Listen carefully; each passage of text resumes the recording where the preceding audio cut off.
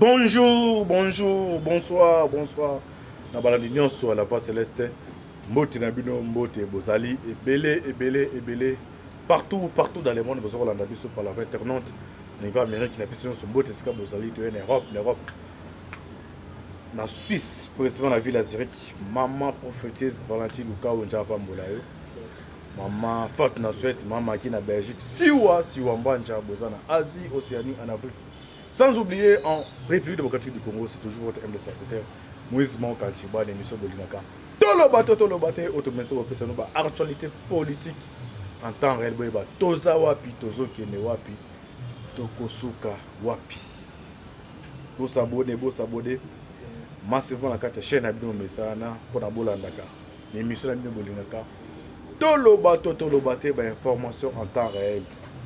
Merci à nous, c'est ma caméra. John Mboke Bende, Neko Avi, Béalessi, Naturel, Sissi Boko, la petite Massara. Des Toloba toujours, Lola, les a au foot, Azima Togoloba, Zamba Botoro, Zoye, Wapi. Jama Kabunda, Ombre, Nezanakati, ya Pavillon 8. Est-ce que Akobima, Indem, bien, a transféré dans ma cale? Oui, on est tout ça, l'émission à Sikoyo. Aza auditionné na niveau ya parquet ya grande instance ya Gombe pour na ba propos ou atenaki contre le chef de l'État. Est-ce que akobima be ba otika na directement za transféré na makala ça ba si to revenu mutolo belawana situation toujours tendue entre la MONUSCO et la population. Bilan des morts, ils ont atteint depuis des 20 morts. Nani oyo azali auteur intellectuel et des à côté à MONUSCO. MONUSCO a fait fait des à côté civil. Enquête est toujours en cours. Situation actuelle Bunagana entre FARDC ça va pousser ba rebelle penda. Tina dernier déclenchement na bango. Est-ce que bitumbane ko suka ndeveni. Ça va si je to limbola awa. Biso na bino. Mais rien même côté sur même langage na boke bende. Tous les gens l'enfant terrible, tout ça le décryptage il y a ba actualité dans tout le awa. L'enfant terrible bonjour.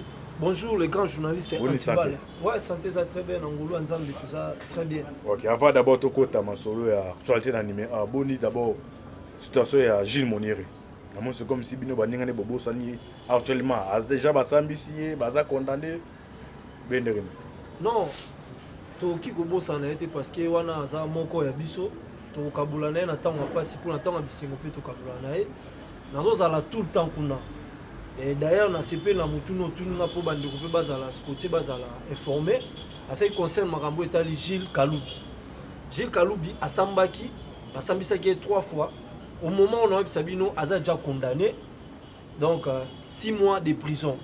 Par rapport à ba effet oyoyo, l'État topé armé nabiso et loba qui était à Salaki justice nabiso quoi. Dans le sens là, donc Makambo etali ba xénophobie touana et puis incitation de haine. Donc azana 6 mois de prison.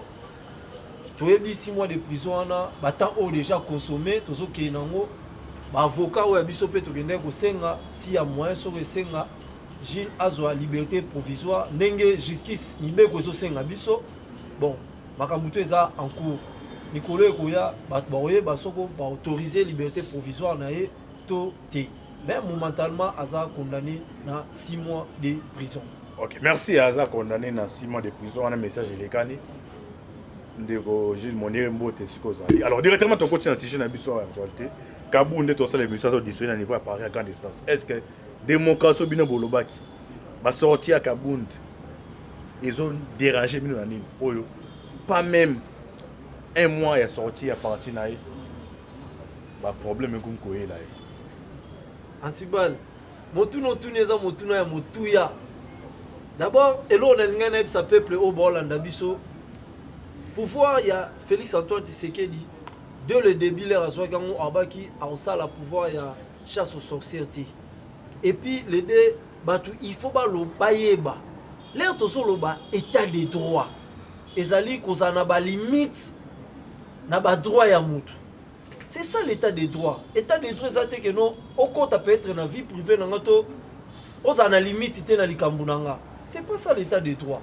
Maintenant, et là, ça l'a pas si partout dans le Canada, dans les journalistes, bazo so likambu ya bazuzi to pe likambu ya mibeko ya justice bazolatisa yango idps ekamwisanga neti motuna ozotunanga eske kaka na debi boye bino boli bokanga bozonga boye mpona kokanga ndeko Jean-Marc Kabundu eske idps moto ekangai l'air Jean-Marc Kabundu atetaki bapropos oyo alobaki. Mais tout le monde va sortir mingi, il y a secrétaire général et IDPS quand même, secrétaire général il a partout pouvoir. Il y a au moins pour influencer la justice. Pour influencer la justice, non. N'a pas non pour influencer la justice. Non, pour influencer en fait, pour influencer mais ils ont que la mouissa justice. Que la mouissa est. Kabundu asa muto asa na rien likolo.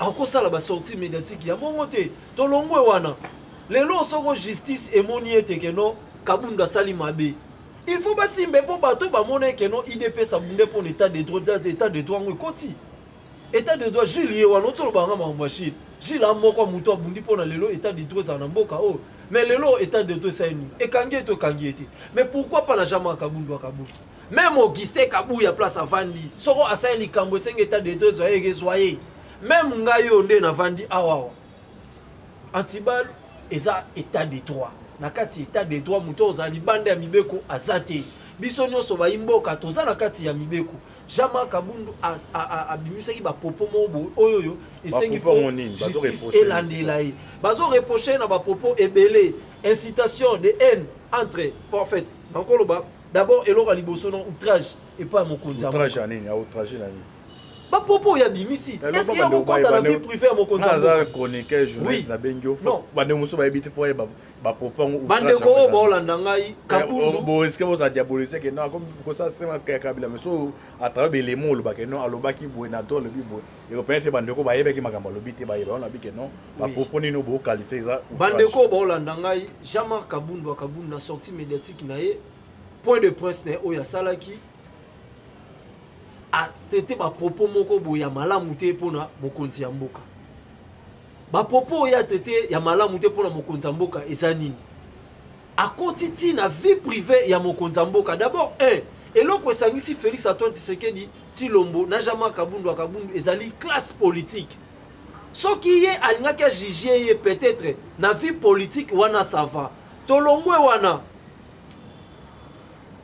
koloba ete mokonzi mboka aza na même mise na makambo etali este tokende pe tosola muke est-ce que Kabundu so babengisi na justice ndenga za wana akopesa biso ba preuve elakisi ke mokonzi mboka aza na même mise na makambo etali este avant Félix Antoine Tshisekedi Tshilombo comme président ye ayebete ke este wana ezaka na ba problème état que président ai o batikela ki bokonzi pa mokonzi mboka sa l'intérim soko yebi ke likambo ne za ibongo pourquoi pas lobango dès le début azeli leur parti bengani po ayo sa ba sortie médiatique ya malamu te et puis ake musika ake ko toucher point ya ba carré minier oyo wapi aza ko accuser famille présidentielle non chaque mois chaque semaine babimisaka avion oyo bimaka na ba richesse ya mboka l'état yoki bongo l'état ya mboka za na posa mosolo a comprendre que non Tshisekedi azotelemela état de droit ye moko famille na ezoyiba.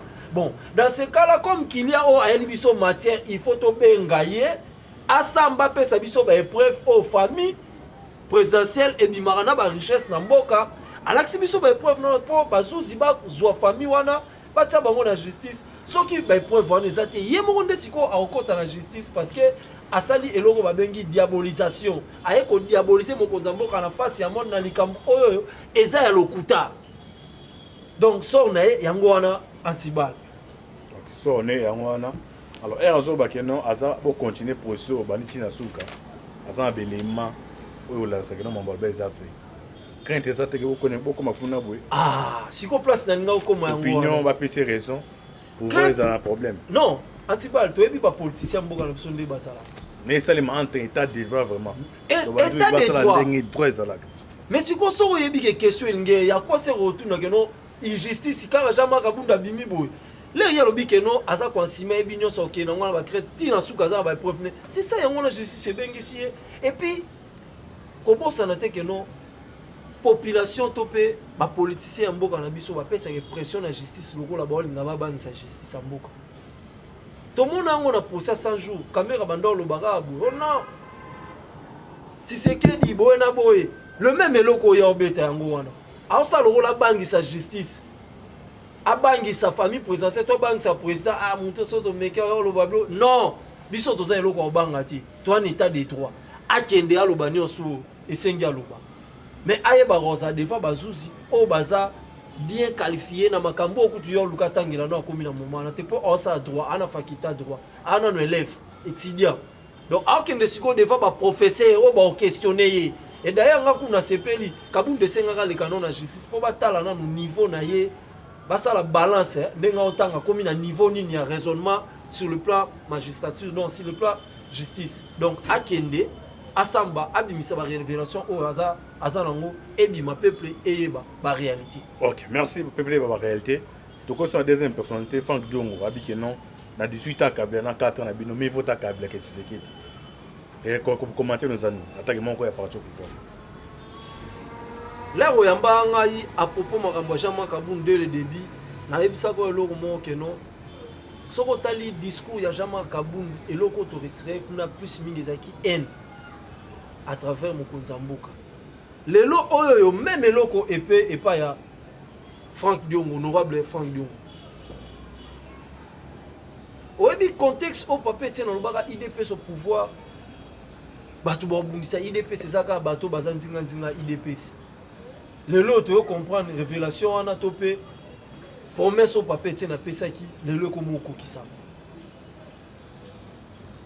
Frank Diongo sortie médiatique ne on a sali eloko sali wana d'abord eza motema mabe les deux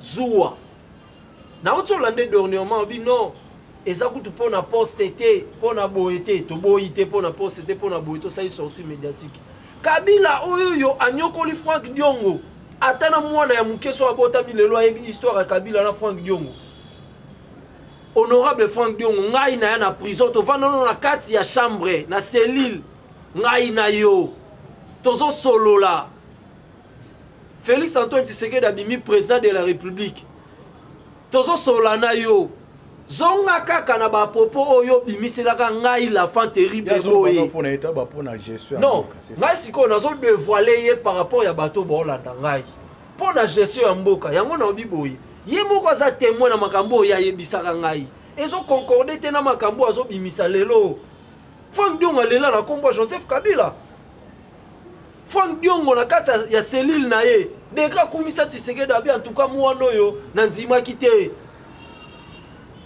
lelo yo aoye suko sala ngana mona libanda et puis son tali contexte ya Frank Diongo abimi asali hypocrisie abima na nini grâce présidentielle état que politicien leur abimi ayebi ke cachet judiciaire na ye eza ko beba po processus ya makambo etali arrestation na esila kité mais l'air ya bimi a craché non na komba Mokonzi Mboka te alandeli justice basukoli cachet judiciaire ne ba casser makambo ne ba pesi raison automatiquement aye asali sortie médiatique mais pourquoi pas ça la dès le début donc pour nous tali ça que non aluka ki azwa intérêt loko o yazo luka après ça nini aya koloba yango zo mona ba Frank Diongo ba ozonga ka sima ya batu o voir même ba ko za liboso na bango te lelo Frank Diongo oza la lié pas ya Moïse Katumbi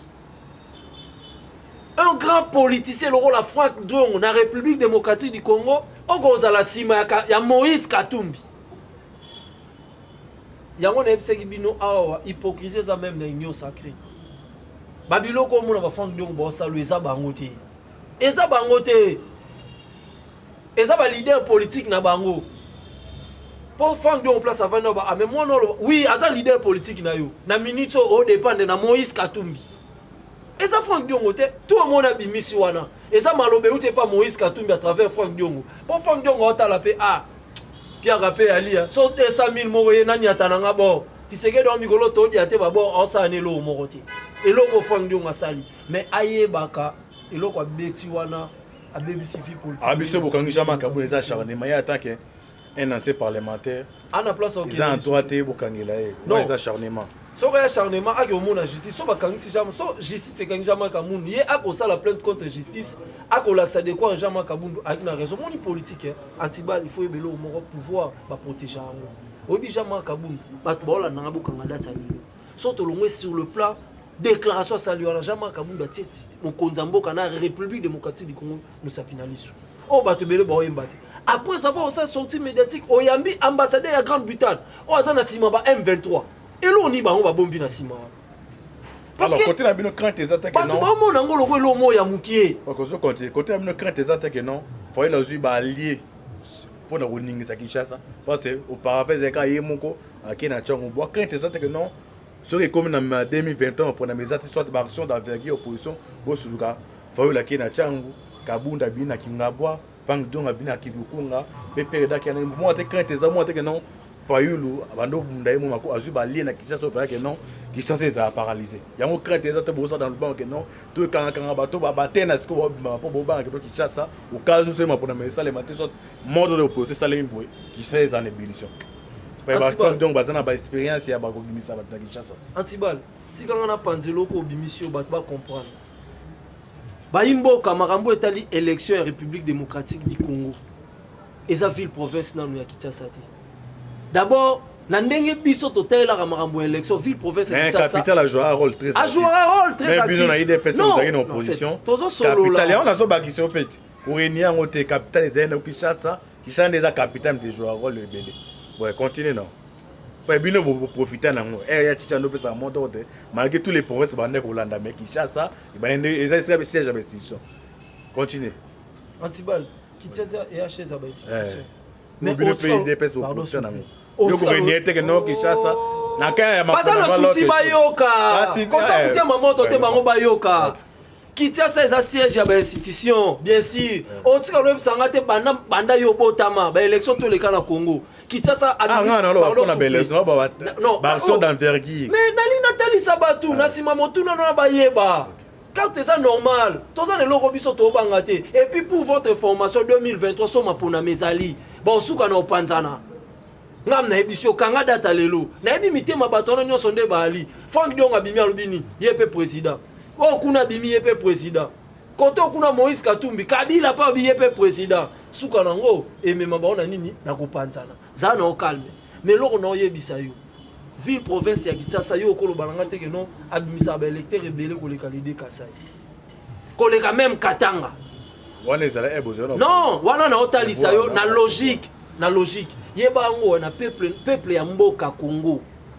mobimba province oyoyo ezana ba négligeant le roi ville pardon antibal bazana posa bayoka anticipation no sikuye sala ke no batu ba comprendre lo no lo bati na ba maponami batu ba yeba yango na ba parce que tu koloba ke non na Kinshasa de Kasai on a plus exemple Fayulu ka fraîchement ndo biza na chango on a biso comment zuba liasi balé non so bazana ba parti politique nango on a bité crainte ezate que non Kinshasa mbo de beta mais comme pas ma mususu politique donner chance à même so crainte ezate siko non peut so ba dété pour mona que non to battre ba on élection crainte ezate na voie ya démocratie nde tokenda na maponami IDPS eza na ba combattant o bana na volonté wana soto na ville ya Kinshasa awawa soto na ville ya Kinshasa omoni bato ka yoloba akei boye tangu azongi akeki ngabwa bilani ba opesa na peuple wa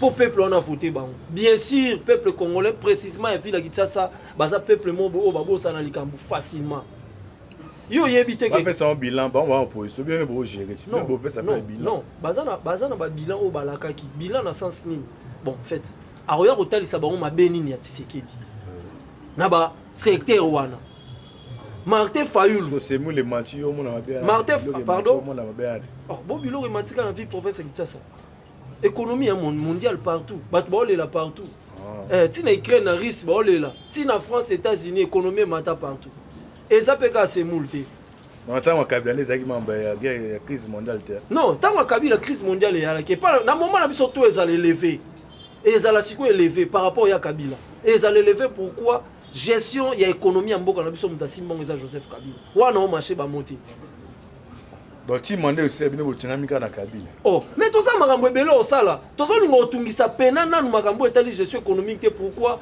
et okoya obendela biso elo mobo ya munene na mboka na biso crise ekoya makasi toke nango molo parce que bino boyaki na pouvoir pour na bo résoudre des problèmes ba fa ya Kabila boyaki so mutatuno question Kabila to comprendre te non les bandaki ne na Congo pena mandé si là na Congo pena ezosenga soko zotalisa mutu likambu faut talisa ye na mabe place outil Congo ezalaka te so talisi mutu kende ka tout dobi non parce que peuple na biso bazala na posa oyeba te. Vous pouvez imaginer Congolais pena botami na Congo amoni pena mabe yango ezali yango otalise bote na onzima te. So mona biso to yaka na ba détail tiko koma na suka tiko dévoiler boy pour notal sa peuple pena que non ezabo. Na nango éviter que économie ya Congo Kabila mtasimbi. Lelo oyoyo. Na pese exemple moko ya mukie. Donc comme Asimiti mandé aussi numéro 1 à ba institution oyoyo asimbi ba institution lokola Assemblée nationale à l'époque Janine Mabunda. Oyo azalaki mutu akoki ko interpeller DG topé directeur topé numéro 1 ya entreprise lokola kanga journée ndenge lipe mati apesa ye mibeko asali ngo te meye aza ko encourager lipe mati aye pas marcher nango. Et sur l'acceptation que non, bazana même mise na simelo au moins état économique. Un tibal, bateau baza ba Hollanda biso. Tshisekedi azo bundo furo molé pour makamio se bonga na Congo. Et puis Tshisekedi aye na Congo akuti problème mon côté, ba problème ezebele.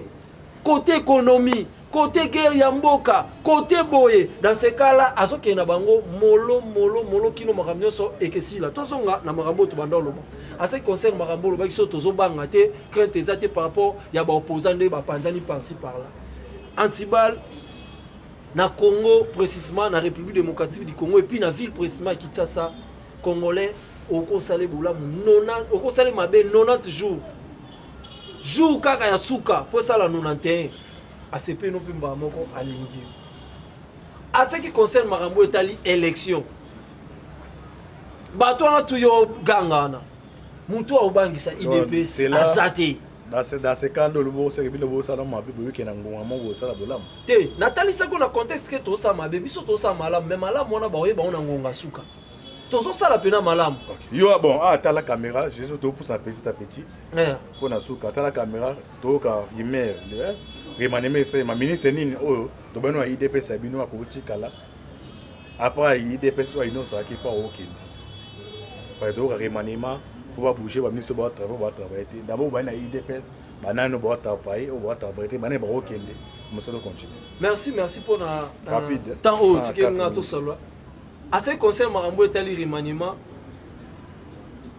le ministre est parti IDPS. Yves Boukoul. Yves Boukoul. Ministre de la jeunesse. On a fait un mot de place à Zali. Atikala. Apporter la jeunesse. Apporter makambo ebele na jeunesse. Ata moko tanga moko ebe bisatikala. Lelo oyo jeunesse tokomi pe koluka ba bourse ebima na compte ministère. Relation entre ministère na ba université ezongi o ezake no ba bourse comme bima ba jeunesse bandeko pe ba kendo tanga na mikili ya putu. O Kabila kanga koma ka place bana ba ministre na ne sa limite zane ya ezake. Non, que ça soit na ne sa limite voix wana déjà ke na ngwe laksi ke no azobunda po na jeunesse. OK. Tony Mwaba, en tout cas, félicitations. Malgré tout, dès le début, ezalaki na oboye. Akota ki na complicité ya bayi bato bazo kamba parti. Koluka, kokoti selaye ba ventir na ministère na mais Dieu est bon. Tomoni sikoyo. Makambo ko mouvanda, calme. Tomoni makambo ba examen résultat et résultat. Tomoni makambo examen d'état ndenge leki. Eleki na ndenge pena o esengela ki puis gratuité sikoyo ko mozwa. Moi ali ya malamu. Non senga atikala non po akobala musala na Birianja wa agriculture. Birianja ya agriculture atikala parce que ye ana chantier aussi mabuma batu. Chantier ti mabuma batu et ça la bien te batia mutu mususu ya susu bande krebo comme ye aza makambo etali bukanga lonzo. Azala nanu et puis aza vie morobo oyo nazwa tapena ya ova na yete.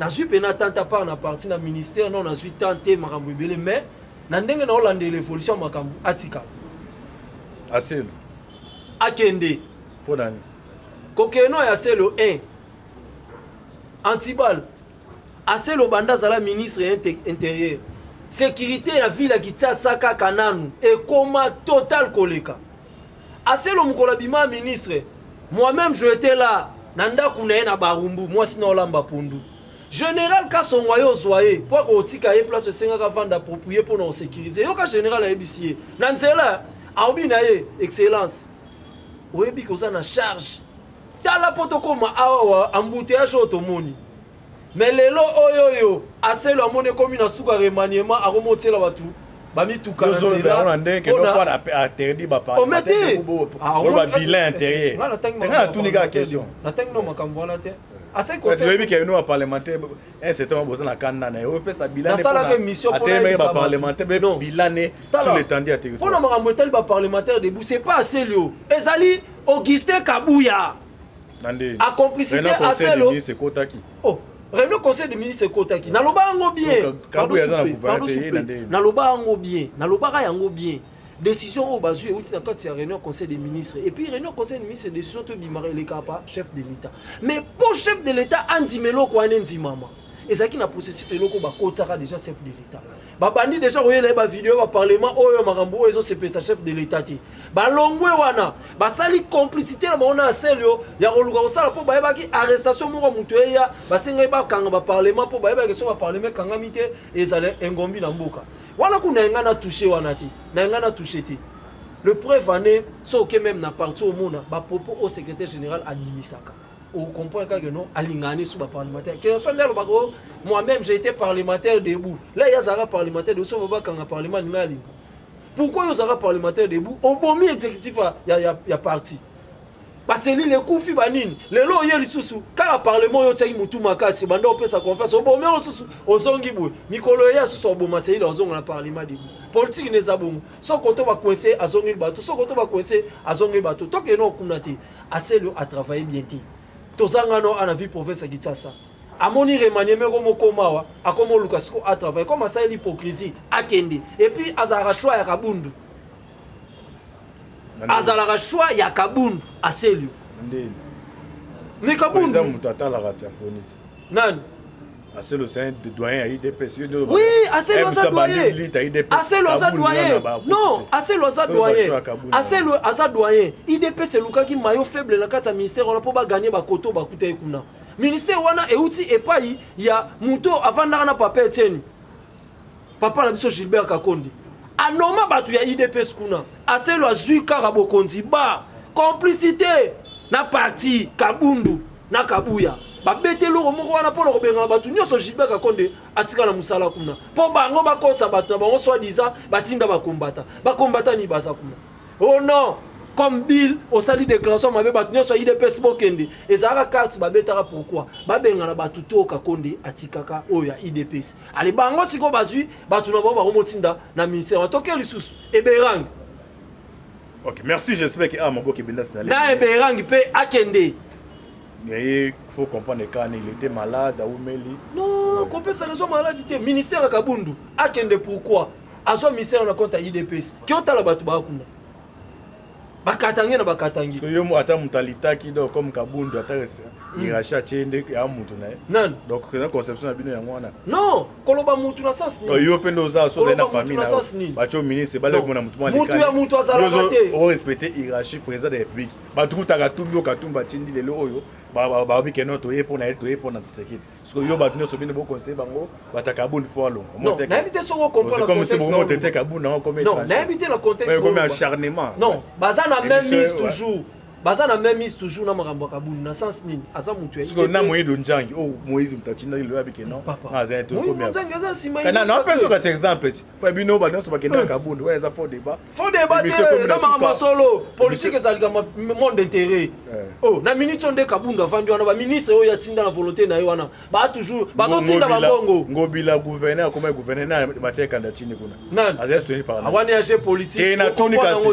Et pas chef de l'État. Azali soutenu par chef de l'État. Ba te bele ba la candidate PPR de Mélenchon. Azali qui soutenu à 100% par chef de l'État. Wana bena na ebiso vérité po ba ba yebango. Ngobila azali soutenu à 100% par chef de l'État. Ngai na yeba makambo wana kala. Et puis na bisa batu.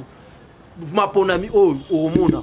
ekolo ndenge ye ya bandundu na ekolo ye ya mutaba Congo bakutanya. Ok, merci Tokomi na suka émission.